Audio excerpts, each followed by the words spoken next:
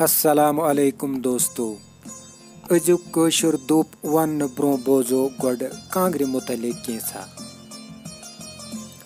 कांगर छु आक नारबान आसान युस अस सर्दी मंज वुशनेर छु दिवान। कांगर बनावन खतर छ अक रब्यू बानच जरूरत आसान यत अस कोंडल या कोंडुल छु वनान। पत छ ये कोंडल कान्यो सत वलने इवान तो अमो कान्यन हंज थप ते बनावन इवान। कांगर तैयार गसन पत छ ये मारी हिंद पट मुख्तलिफ रंगों सत सजावन इवान।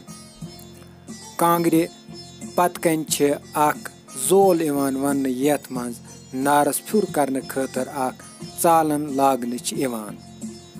ब्रो छ असमज कांगर सस्त तवे छ असमित वनान ब लगावे कांगर कलस तो कतर कड़े तम कतर छ आसमज इमे कोंडले हंज। तो दोस्तों सोन अजुक दुप छ अथ कांगरे मुतलिक तो अजुक दुप छो रोपिय हतस कांगर बंद। रोपिय हतस कांगर बंद। Translation: A conger is kept as a security for ₹100, meaning